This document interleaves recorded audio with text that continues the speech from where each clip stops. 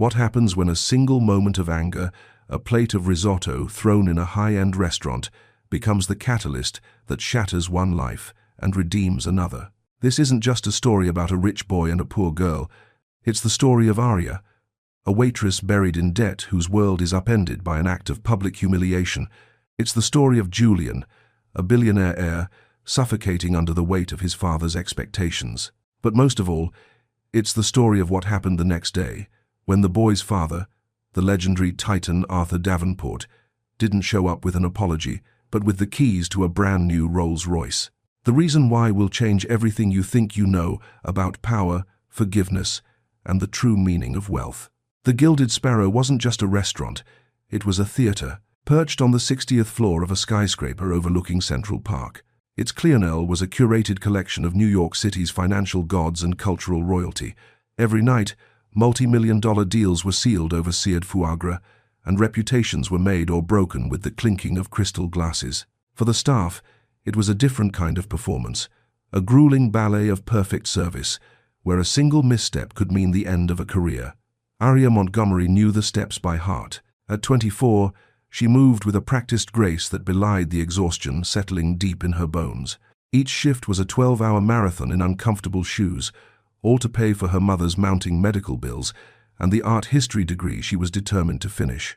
Her uniform, a stark black dress, so different from the vibrant canvases she dreamed of, felt like a second skin. It was armor. Tonight, the armor felt thin. The air in the restaurant was electric, with the kind of tension that only serious money could generate.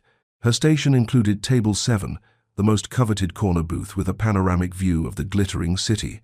Its occupant was Julian Davenport, the 28-year-old heir to the Davenport Industries empire. He was a man who seemed sculpted from ambition and impatience, with a jawline as sharp as his Burson suit and eyes the color of a stormy sea. He wasn't dining. He was holding court, his laptop open, his Patek Philippe watch glinting as his hands sliced through the air. He barked orders into his AirPods, his voice a low, serrated edge that cut through the restaurant's polite hum. Arya had served him before. He was a notoriously difficult customer, demanding, dismissive, and a terrible tipper. He treated the staff like inconvenient furniture. Tonight, however, he was on another level.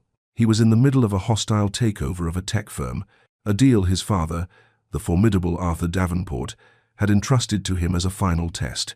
The pressure radiated from him in palpable waves. The limoncello risotto with seared scallops he had snapped at Arya earlier without making eye contact. And bring another bottle of the 05 Sassicaia. Don't interrupt me again unless the building is on fire. For 2 hours, Arya orbited his table, a silent ghost refilling his water-clearing plates with practiced invisibility. The risotto arrived a creamy, fragrant masterpiece from their Michelin-starred chef. Julian ignored it, his focus welded to the screen. Another hour passed. The risotto grew cold.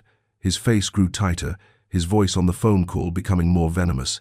Arya could hear snippets. Unacceptable. Leverage. Liquidate their assets. It was nearing 11 p.m. Arya was clearing a nearby table when it happened. A busboy, new and nervous, stumbled, sending a tray of glasses crashing to the marble floor. The sound was like a gunshot in the hushed dining room. Every head turned. Julian's head snapped up his face, a mask of fury, but his eyes didn't land on the terrified busboy. They landed on Arya, who was the closest staff member to him. At that exact moment, as she stepped back to give the cleanup crew space, the heel of her worn shoe caught on the thick carpet's edge. She lurched, her balance gone for a split second. Her hip bumped the corner of Julian's heavy oak table. It wasn't a hard impact, but it was enough. The table jostled. His laptop slid an inch. A few drops of water from his glass sloshed onto the keyboard. Julian's video call froze. "What the hell?" he hissed, his face draining of color as he frantically tried to reconnect. "I'm so sorry, Mr. Davenport. It was an accident." Arya began, her heart plummeting.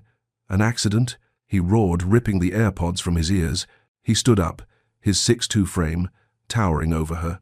The entire restaurant was now watching, frozen in a state of suspended shock.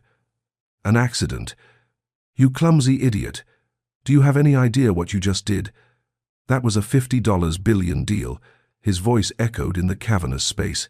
He looked from his now dark laptop screen to the plate of cold, congealed risotto, his face twisted into a snarl of pure, unrestrained rage.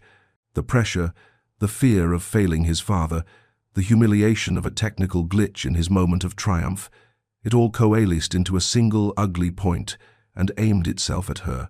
"You want to be useless," he spat, his voice dripping with venom. "You want to ruin things fine here." Before Arya or anyone else could react, he grabbed the plate of risotto with a flick of his wrist. He didn't just throw it, he flung it. The creamy saffron yellow rice and perfectly seared scallops splattered across the front of Arya's black dress, the cold, greasy mess clinging to her chest and sliding down her skirt. A single scallop landed on her cheek before plopping onto the floor. Silence. A profound, suffocating silence fell over the Gilded Sparrow. You could hear the distant wail of a siren from 60 stories below. Arya stood there paralyzed, the stench of lemon and seafood filling her nostrils. She felt hundreds of eyes on her, not with sympathy, but with the morbid curiosity of spectators at a gladiatorial game. The humiliation was a physical force, hot and sharp, worse than any physical blow. She could feel the tears welling, but her pride, the only thing she had left, built a dam. She would not cry. Not here. Julian looked down at her, his chest heaving, a flicker of something shock regret in his eyes for a barest second before it was extinguished by cold arrogance. He threw a black American Express card on the table. "For the damages," he said, his voice dripping with condescending scorn, "and for the dry cleaning." He gathered his things and strode towards the exit, the sea of diners parting for him as if he were a king. No one stopped him. No one said a word. The restaurant manager, a man named Mr. Dubois, finally rushed over. His face was pale, his expression not of concern for Arya, but of sheer terror for the restaurant's reputation. "Miss Montgomery," he said, his voice a low, urgent whisper, "go to the staff room immediately." Arya looked down at herself at the disgusting yellow stain that felt like a brand. She hadn't done anything wrong yet. She was the one being ushered away in shame. As she walked, her back straight, her chin held high, she could feel the whispers starting, the phones being discreetly raised. She was no longer a waitress. She was a spectacle. In the cold, sterile hallway leading to the staff locker room, the dam finally broke. The silent, hot tears streamed down her face, each one a testament to a world that felt impossibly, brutally unfair. The staff locker room, usually a noisy haven of gossip and shared complaints, was silent when Arya entered. Her colleagues averted their eyes, busying themselves with their lockers, their faces a mixture of pity and fear. Pity for her, and fear of the man who could do that and walk away without consequence. They knew, as she did, that in the war between a billionaire's son and a waitress, the waitress always loses. She peeled off the soiled uniform, the cold risotto clinging to her skin like a second shameful layer. She scrubbed her face and chest raw in the small washroom, but she couldn't wash away the feeling of utter degradation.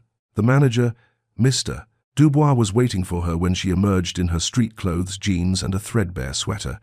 He couldn't meet her eye. He held a small white envelope. "Arya," he began, his voice strained, "we have to let you go. Mr. Davenport is one of our most important patrons. His father's company holds its annual gala here. We can't risk that relationship." Arya stared at him, a hollow feeling spreading through her chest. "I was bumped into Mr. Dubois. I didn't do anything." "I know," he said, and for a moment he looked genuinely sorry. "But it doesn't matter. It's not fair, but this is the way it is." The envelope contained her final week's pay and $1,000 in power. "Mr. Davenport left this," he added, pushing it into her hand, "for your trouble." "Blood money," Arya whispered, but she took it. She had to. Her mother's prescription for a new medication was due tomorrow, and it cost $800. Pride was a luxury she couldn't afford. The subway ride home to her tiny apartment in Queens was a blur. The faces around her seemed to mock her, their mundane realities, a world away from the gilded cage she had just been thrown out of. Her apartment, usually a cozy sanctuary filled with art books and sketches, felt like a prison. The eviction notice taped to the inside of her door, a stark reminder of the 2 months' rent she was behind, seemed to laugh at her. She didn't sleep. She sat by the window, watching the sunrise paint the sky in hues of pink and orange colors she would normally rush to capture in her sketchbook. But tonight, they just looked pale and washed out. The internet was already buzzing. A diner at a nearby table had filmed the entire incident. The video was grainy, shot from a distance, but it was unmistakable. Billionaire brat JD Jr. assaults waitress with food blared the headlines of gossip blogs. The comment section was a cesspool of opinions. Some defended her, but many more defended him, or worse, made cruel jokes about her. She was a meme, a viral tragedy. Her worst moment consumed as fleeting entertainment by millions of strangers. Meanwhile, across the city in a penthouse that looked down on the world, Julian Davenport was also awake. The deal had gone through. Despite the technical glitch, his team had recovered, and the acquisition was complete. He had won. He should have been celebrating, but the victory felt hollow, tainted. The image of Arya's face, the shock, the hurt, the way she refused to cry, was seared into his mind. He poured himself a glass of Macallan 25, the amber liquid doing nothing to soothe the unfamiliar knot in his stomach. He was a Davenport. Davenports didn't feel regret. They felt triumph. They didn't apologize. They moved on. His father's voice echoed in his head, a constant mantra from his childhood. Empathy is a weakness, Julian. Compassion is a liability. In our world, you are either a shark or you are chum. He had acted like a shark. He had asserted his dominance. So why did he feel like the chum? He scoffed, chasing the thought away with another gulp of scotch. She was just a waitress, an insignificant cog in a machine he owned. The $1,000 he'd left was more than she probably made in 2 weeks. He had compensated her. The account was settled. He picked up his phone and opened the stock market app, forcing his mind back to what mattered. Numbers, profits, power. He had a legacy to uphold. He had a father to impress. That was all that mattered. He finally fell into a restless sleep, just as the sun was rising, dreaming not of his victory, but of a pair of defiant, tearless eyes, looking back at him from across a sea of shattered crystal and spilled risotto.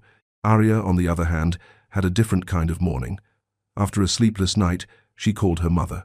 She lied, telling her the restaurant had simply changed her hours and that everything was fine. The lie tasted like ash in her mouth. She spent hours online, applying for any service job she could find. Coffee shops, diners, bars. Her art history degree feeling more useless than ever. Every application felt like a small surrender, another step away from the life she dreamed of. By noon, despair was a heavy cloak. The $1,000 from Julian was a ticking clock. It would cover the prescription and maybe a week of groceries, but it wouldn't stop the eviction or pay the tuition that was due. She was standing in her small kitchen, staring at a blank canvas she hadn't touched in months, when a sound from the street below broke her reverie. It was a low, powerful purr, the kind of engine noise that doesn't just pass by, but announces its arrival. It was a sound that didn't belong in her working-class Queens neighborhood, with its aging sedans and delivery trucks. Curious, she peered through the window. Parked directly in front of her, dilapidated apartment building was a car that seemed to have materialized from another dimension. It was a Rolls-Royce Phantom, its body the color of polished obsidian, gleaming under the afternoon sunday. It was so out of place it looked like a spaceship. A chauffeur in a crisp grey uniform stood by the rear door looking up at her, building his eyes, scanning the apartment numbers. Arya's heart began to pound. It had to be a mistake, or perhaps it was for a neighbor who had won the lottery. But then her buzzer rang, a harsh, insistent sound that echoed in her small apartment. She hesitantly pressed the intercom button. "Hello," a voice, calm, deep, and impossibly refined, came through the speaker, cutting through the static. "Miss Arya Montgomery, my name is Arthur Davenport. I believe you had an encounter with my son last night. May I have a moment of your time?" The name hit Arya like a physical blow. Arthur Davenport, not Julian. Arthur, the patriarch, the architect of the Davenport Empire, a man whose name was whispered with a mixture of awe and fear on Wall Street. He was a legend, a ghost who rarely made public appearances, preferring to pull the strings from the shadows of his corporate throne. And he was standing outside her building. Her mind raced. Was he here to threaten her? To buy her silence? The viral video must have reached him. She imagined a team of ruthless lawyers with a non-disclosure agreement and a check designed to make this whole ugly incident disappear. Her hand trembled as she pressed the button to unlock the building's main door. "Third floor apartment 3B, she managed to say, her voice barely a whisper. She had a few frantic seconds to survey her tiny apartment. The pile of art books on the floor, the chipped paint on the windowsill, the single wilting orchid her mother had given her. It was a world away from the one the man now ascending her creaky stairs inhabited. She felt a sudden fierce wave of defensiveness. This was her home. It was honest. It was real. A knock, firm and polite, sounded on her door. She took a deep breath, straightened her back, and opened it. The man standing in her hallway was not what she expected. He was older, perhaps in his late 60s, with a mane of silver hair swept back from a high forehead. He wasn't dressed in the flashy style of his son. He wore a simple, impeccably tailored charcoal suit, a white shirt, and no tie. His eyes were the most startling feature. They were the same stormy grey as Julian's, but where his son's held a restless fire, Arthur Davenport's held a deep, unnerving calm. They were the eyes of a man who had seen everything and was surprised by nothing. He wasn't imposing like a predator. He was imposing like a mountain. "Miss Montgomery," he said, his voice even more resonant in person. He extended a hand. "Thank you for seeing me." His handshake was firm, dry, and brief. He didn't look around her apartment with disdain, as she had feared. Instead, his gaze fell on a large, unfinished charcoal sketch of the Brooklyn Bridge that was propped against her wall. He studied it for a long moment, a flicker of genuine interest in his eyes. "You have a remarkable talent for capturing light," he said. It wasn't a platitude. It was a quiet statement of fact. The unexpected compliment disarmed her. "Thank you," she said, her voice tight. "Mr. Davenport, why are you here?" He met her gaze directly. "I am here first and foremost to offer you an apology. Not on behalf of my son. He is a grown man who must account for his own actions. I am apologizing on behalf of my family's Buddha name, which he tarnished with his despicable behavior last night." There was no artifice in his voice, no hint of a PR-managed script. The apology felt sincere, which was even more confusing. "I saw the video, of course," he continued, his hands clasped behind his back, "and I made some inquiries. I spoke with a Mr. Dubois at the Gilded Sparrow. He informed me that your employment was terminated. He said he had no choice." Arya said, a bitter edge to her words. "People always have a choice," Arthur countered smoothly. "He simply made the one that was easiest for him. That, however, is not your concern. It is mine." He paused, his gaze sweeping over her small living room again, this time noting the eviction notice she had hastily tried to cover with a stack of mail. His eyes missed nothing. "Miss Montgomery, I understand your financial situation is precarious. My son left you what he would consider a generous sum, an act I find almost as insulting as the initial offense. It implies that your dignity can be bought, and the price is a mere $1,000. He reached into his inner jacket pocket, and Arya braced herself for the checkbook, but he didn't pull out a check. He produced a small velvet-lined box. He opened it. Inside, nestled on the black velvet, was a single, exquisitely crafted car key, the iconic double R of the Rolls-Royce emblem, gleaming under the dim light of her apartment. Arya stared at it, speechless. Her brain couldn't process what she was seeing. It was a prank. It had to be. "I assume you're familiar with the vehicle parked downstairs," Arthur said calmly. "It is a new Phantom. It is registered in your name. It is yours." Arya found her voice. "What? Why? I don't understand. Is this a joke? I can't even afford the insurance on a car like that, let alone find a place to park it. The insurance, maintenance, and a private parking space near this building have all been prepared for 5 years," he said, as if discussing the weather. "And it is not a joke. This is hush money," Arya said, the realization dawning a cold anger replacing her confusion. "This is a car worth $500,000 to make me forget being publicly assaulted and losing my job. You think you can just drive up here in your fancy car and buy my silence with another more expensive fancy car?" She was shaking now, a torrent of righteous fury breaking through her shock. "My life is not a business transaction, Mr. Davenport. I'm not some asset to be managed on your balance sheet. You can take your car and your apology, and it is not hush money." "Miss Montgomery," Arthur interrupted his voice, cutting through her anger, not with force, but with an absolute unshakable authority that silenced her immediately. He took a step closer. "Money is a tool, nothing more. For some, it is a weapon. For my son, it has become a shield he hides behind. For you, it could be freedom. But this," he said, gesturing to the key, is not a gift. It is an offer. It is the first part of a proposition I have come here to make. He looked at her, his grey eyes intense searching. I am not here to buy your silence. I'm here to hire your strength. I have seen how my son behaves. I have seen the man he is becoming, and I find him lacking. Last night he tried to humiliate you, to break you, but he failed. I saw it in the video. Everyone in that restaurant was either afraid of him or fawning over him. But you stood up covered in his mess, and you looked him in the eye without shedding a tear. You have a spine made of steel, Miss Montgomery. He let that sink in before delivering the final stunning blow. My son believes he is ready to take over my company. I believe he is a spoiled child who wouldn't last a day in the real world. I am about to put him through it, and I want you to be a part of it. This isn't about the car, Arya. The car is just to get your attention.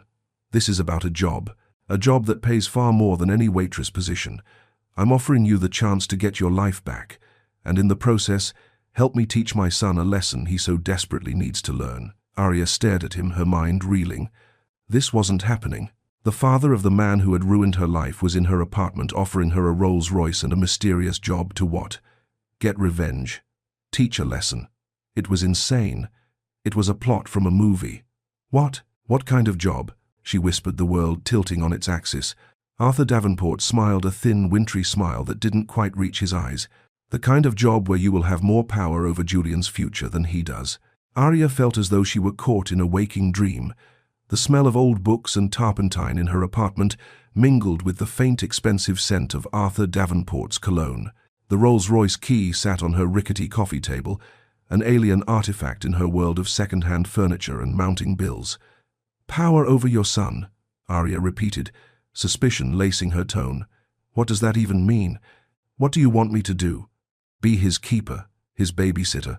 Nothing so mundane, Arthur replied, his calm demeanor never wavering.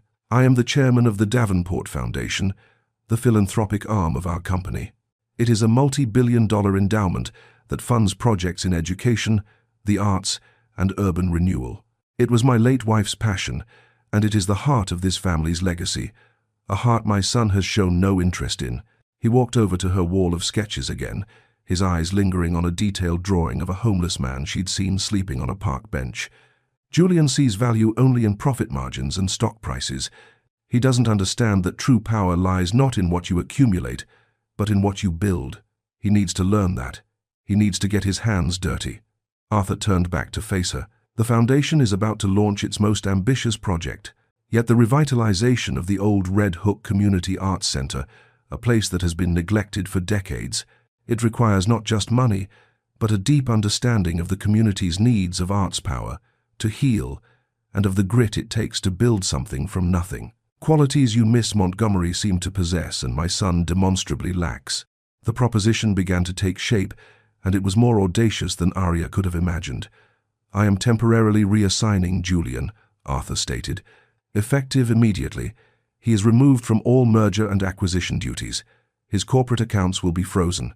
His access to the company jet, his penthouse, his expense accounts all suspended. He will be given a small stipend enough to live on, but not in the style to which he is accustomed. His new and only job will be to serve as the project manager for the Red Hook revitalization. Arya stared at him, trying to comprehend the scale of what he was proposing. He was going to strip his son of everything. But a project manager needs a budget, a team, she started. He will have a budget, Arthur confirmed, but he will not control it. He will report to the Foundation's new project director. Every expenditure, every decision, every hire must be approved by this director. He will, for the first time in his life, be accountable to someone else, someone whose life experience is the antithesis of his own. The unspoken words hung in the air between them. Her heart hammered against her ribs as the puzzle pieces clicked into place. You want me to be the project director, she said, the statement coming out as a breath of disbelief. Precisely, Arthur said, a flicker of satisfaction in his eyes. You are an art history student. You understand the subject matter. You come from a world where every dollar is earned and respected. You have faced adversity with resilience. You are in every way the perfect person to oversee this project, and by extension, my son, Your official title will be Director of Community Arts Initiatives for the Davenport Foundation. The room was spinning. A few hours ago, she was an unemployed waitress facing eviction. Now she was being offered a directorship at a major foundation, a position of authority over the very man who had tried to destroy her. It was a dizzying, terrifying prospect. "I don't have any experience in management," she argued, the voice of self-doubt whispering in her ear. "I've never run a project, never managed a budget. You have managed to survive in one of the world's most expensive cities while paying for your mother's care and pursuing a degree," Arthur countered. "That is a more impressive feat of management than anything my son has ever accomplished with the safety net of my fortune. I am not hiring your resume, Miss Montgomery. I am hiring your character. You will have the full support of the foundation staff, accountants, lawyers, engineers. Your job is to be the conscience, the final say. You will decide if Julian's plans are viable, if his proposals are respectful to the community, if his work is worthy of the Davenport name." The offer was a lifeline wrapped in a velvet trap. It was a chance to reclaim her dignity, to secure her mother's future, and to finally finish her degree without the constant, gnawing fear of poverty. But it was also a pact with a man who wielded his family like chess pieces. She would be a pawn in his game, a tool to reshape his son. "And what happens to Julian if he fails?" she asked. "Or if he refuses?" "If he refuses, he is cut off completely," Arthur said, his voice turning to ice. "If he fails under your direction, well, that will prove my point, won't it? He will learn that his name alone is not enough. He must earn his place or he will have no place at all." Arya looked from the powerful, calculating man in front of her to the Rolls-Royce key on her table. The key wasn't a gift, it was a symbol. It was the key to a gilded claim. She could stay in her own prison of poverty. She could step into his, a place of immense power and dangerous games. She thought of her mother's tired smile, of the shame she felt taking Julian's hush money, of the condescending look on Mr. Dubois' face as he fired her. This wasn't just about revenge. It was about justice. It was about flipping the board on a game that had always been rigged against people like her. "What's the salary?" she asked, her voice steady, now devoid of the earlier tremor. Arthur allowed himself another small approving smile. "Your starting salary will be $250,000 a year, plus a housing allowance and full benefits. Your mother will be enrolled in our company's executive health plan effective tomorrow." That sealed it. The promise of the best medical care for her mother was something she would walk through fire for. Arya looked Arthur Davenport straight in the eye. "When do I start?" He nodded, a silent acknowledgement of the contract they had just forged. "My driver will take you to get the necessary paperwork signed. You start tomorrow morning.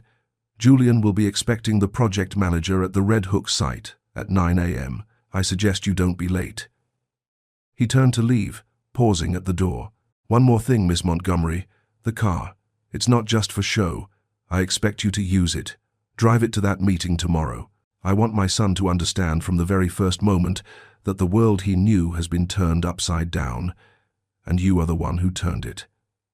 With that, he was gone. Arya stood alone in her apartment, the silence roaring in her ears.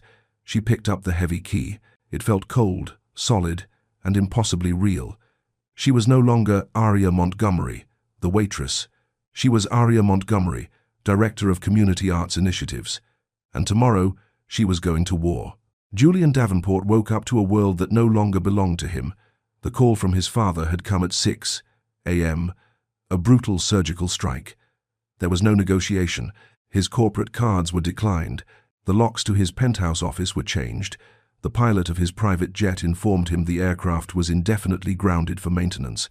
His father's voice had been devoid of emotion, a cold instrument of judgment. "You have become a caricature, Julian," a tabloid headline. "You embarrassed the family, but more importantly, you revealed a profound weakness of character. Your test is no longer on Wall Street. It's in Red Hook. A car will pick you up at 8. Now standing on a cracked weed-strewn sidewalk in a desolate corner of Brooklyn, Julian felt like an astronaut stranded on a hostile planet. The building before him was a husk, a forgotten brick warehouse with boarded-up windows and graffiti-scarred walls. The air smelled of salt from the nearby bay and urban decay. He who was accustomed to boardrooms with skyline views was now tasked with turning this ruin into an arts center. It was a joke, a punishment designed to humiliate him. He was dressed for battle in a tailored suit, but here he just looked absurdly out of place. He kicked at a loose piece of gravel, his rage, a bitter acid in his throat. This was all because of that waitress. That insignificant, clumsy girl had somehow managed to topple his entire world. His father was overreacting, senile even. Julian would play along with this little game, do the bare minimum, and wait for his father to come to his senses. At precisely 900 a.m., a low, familiar purr echoed down the empty street. Julian looked up, expecting the standard black town car his father's company used.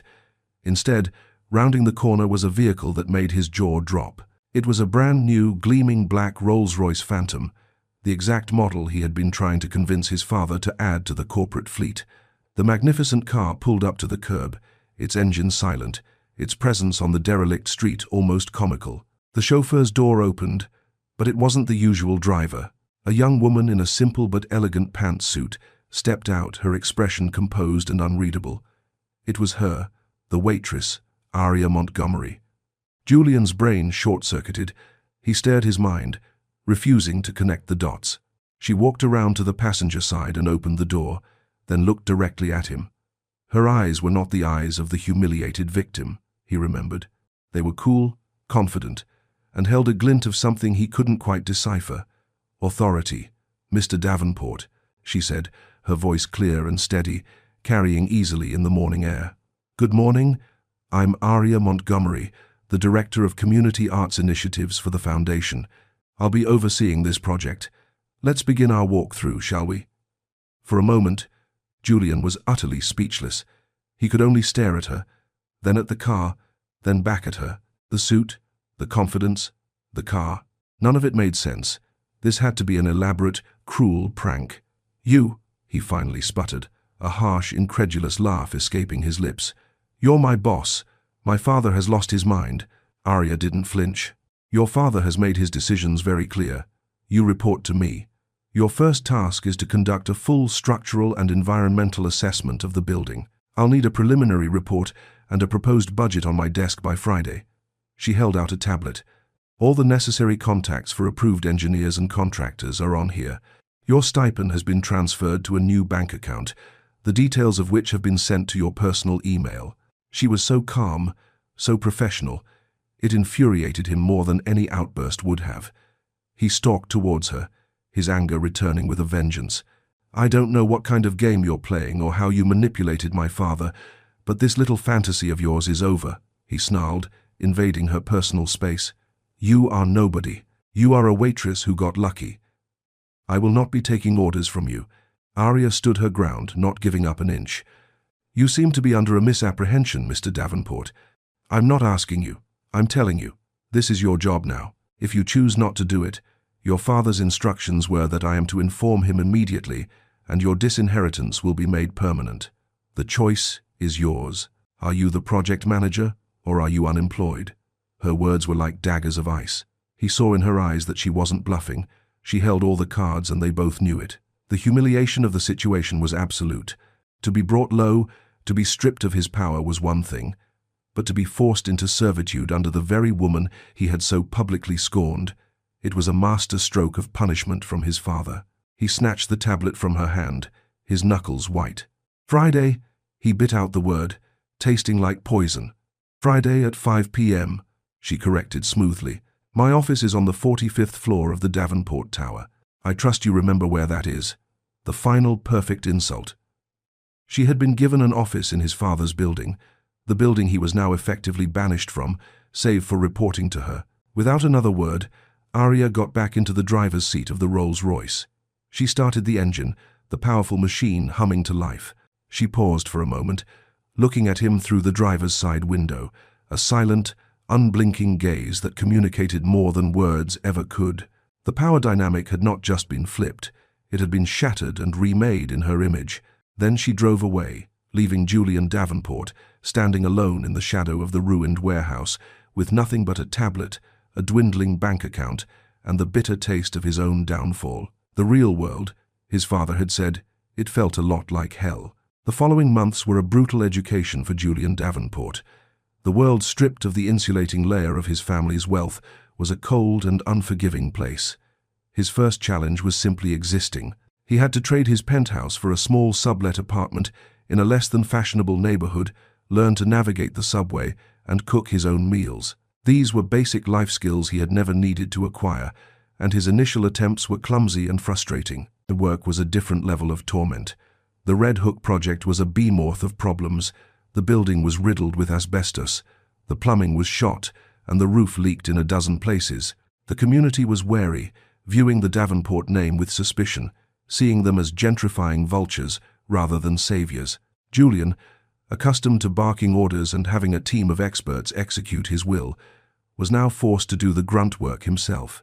He had to meet with cynical city officials, negotiate with surly contractors, and attend tense community board meetings where residents aired decades of grievances. His initial report to Arya was a disaster. It was arrogant, dismissive of the community's input, and proposed a budget that was wildly inflated, padded with the kind of luxury expenses he was used to. He presented it in her new office, a space that was minimalist and efficient, a stark contrast to his own former opulent suite, with a defiant swagger, expecting her to be intimidated. Arya was not. She reviewed the 50-page document in silence, her expression unreadable. When she finished, she looked up at him, her gaze direct. "This is unacceptable," she said simply. "You've allocated $50,000 for Italian marble in the lobby, but haven't included a wheelchair ramp. You've budgeted for a rooftop wine bar, but have ignored the community's #1 request, a dedicated soundproofed space for after-school music programs. You've treated this as a real estate development, not a community center. This isn't about creating another Soho gallery in Brooklyn.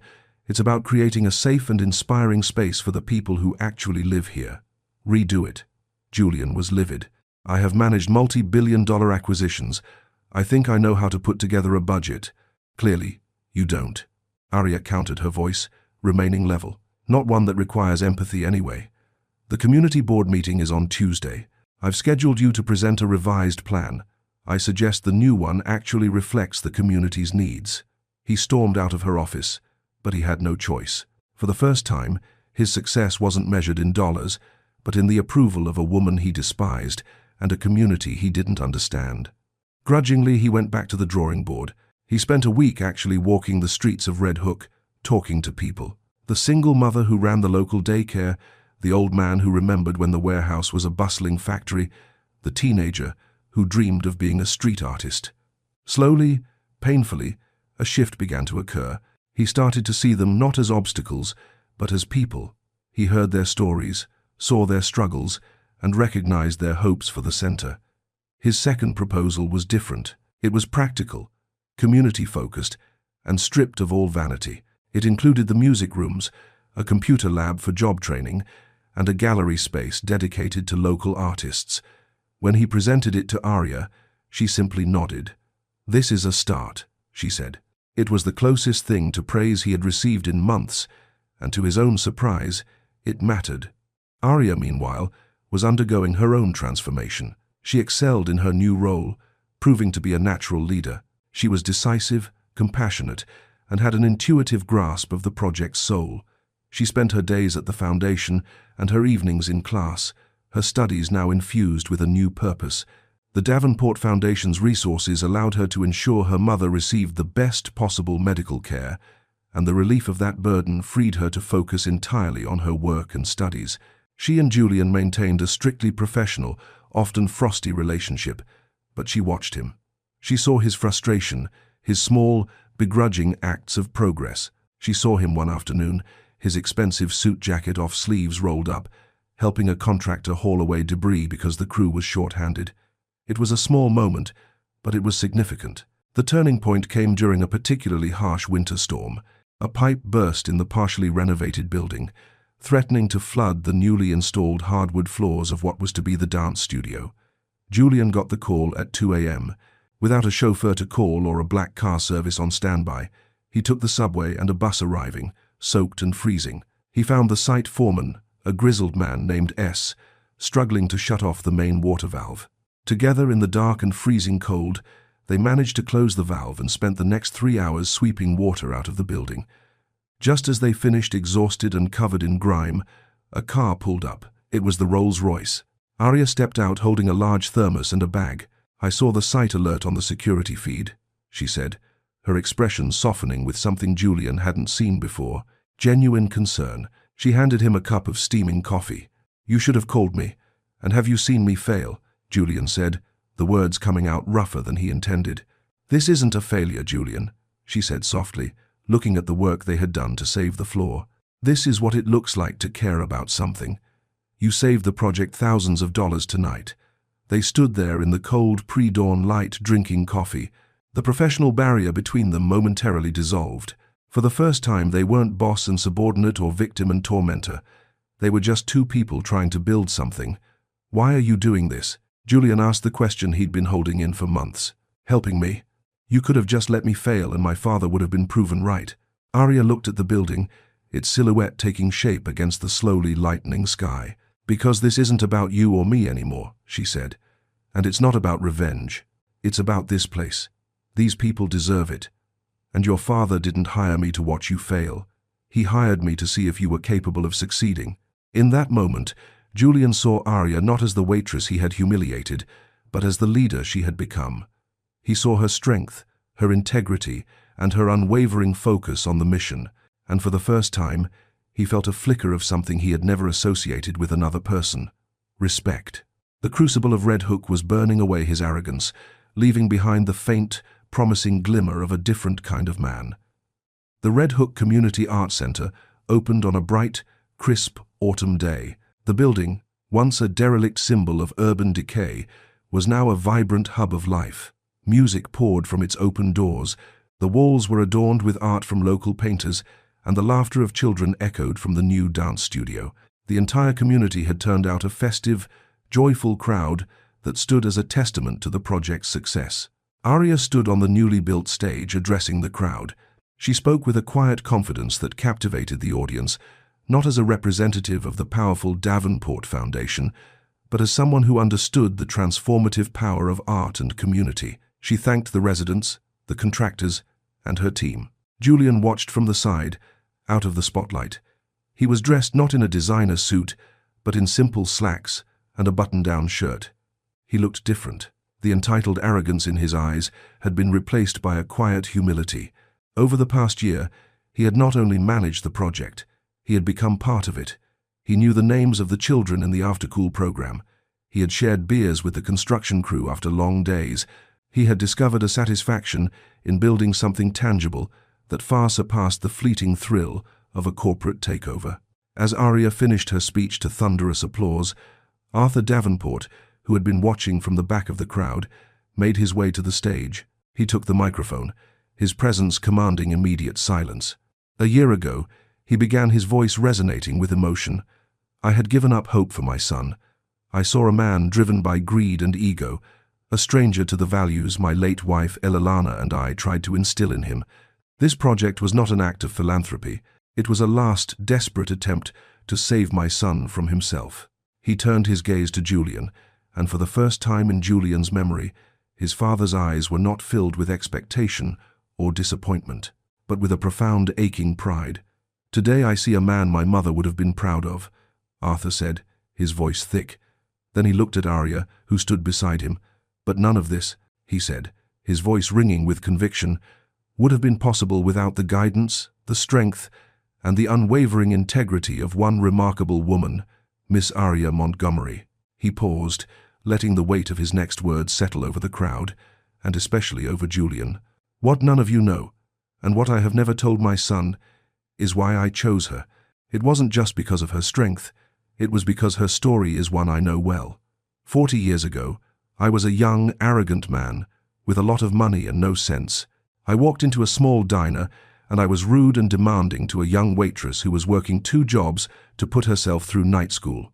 She was proud, intelligent, and she didn't let me push her around. That waitress," Arthur's voice cracked, "was Eleanor, my late wife and Julian's mother." A collective gasp went through the crowd. Julian stared at his father, his face pale with shock. The pieces of the puzzle, the intensity of his father's investment, the strange personal nature of the punishment, it all crashed into place with devastating clarity. "When I saw the video of Julian and Arya," Arthur continued, his eyes now fixed on his son. I didn't just see a spoiled heir and a waitress. I saw a horrifying reflection of the man I almost was and the incredible woman I was lucky enough to meet.